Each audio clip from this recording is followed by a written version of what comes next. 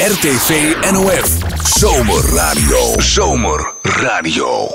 Ja, ik ga even naar de kwiltster taan, want die zit hier nog heel tijd op het bankje. En toen had een heel soort mijnaam. Kun je uitlezen wat alle mijnaam had qua werk? Ja, ik heb verschillende quilts mijn naam.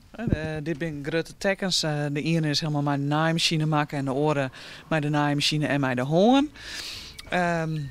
Ik ga wat verschillende techniekjes mijn naam. Wat dit reden wat volgt, wat is dit voor techniek? Ketro window. Ja, dat is een vouwtechniek en dat is helemaal met de hoorn. Eigenlijk is een quilt as you go techniek, zodat je dan bij deze techniek gelijk de achterkant is afwerken. Normaal gesproken mijn quilt ga je 3 lagen, maar hier is dan gelijk de achterkant ook afwerken. Ik ga een koffertje mijn naam. Dat is, ja, de quiltkoffer. En ik ontwerp ik zelf wel patchwork patronen. Dus voor een koffertje of voor een tasje. En daar maken we dan patronen van. Ik heb wat lapjes mijn naam.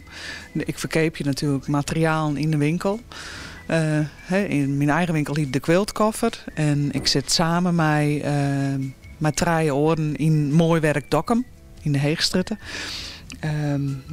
Pottenbakster, Dieneke Taal. En goudsmid Else Bijshuizen. En wolwinkel Het Zwarte Schaap. En dat is Anja. En mijn vrouwen hebben we winkel. Hier in de winkel. En dus zei de correct, er is hier op een dij in kwarten. Wanneer is dat? Dat is zo'n 20 augustus. Dan gaan we een Ierpendij. En dan laten we zien wat we het komend seizoen was bij u volgen kerst. Dus cursussen en workshops.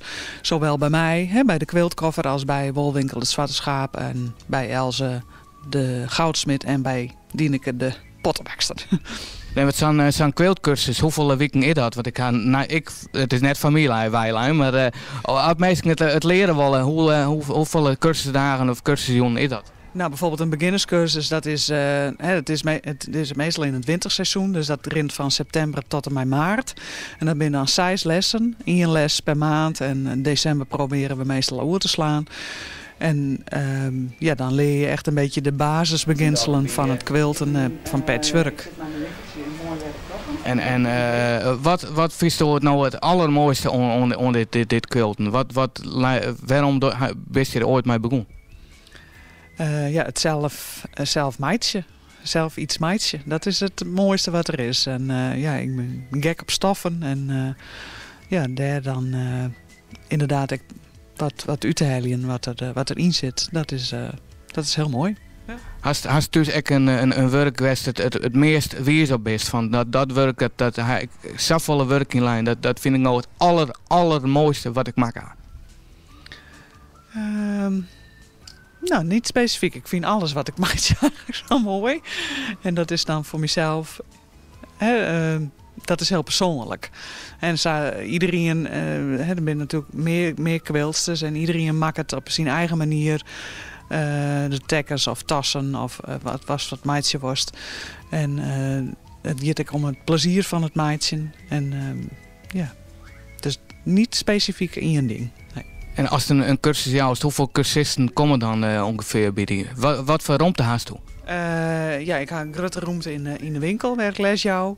En minimaal 3 en maximaal 6.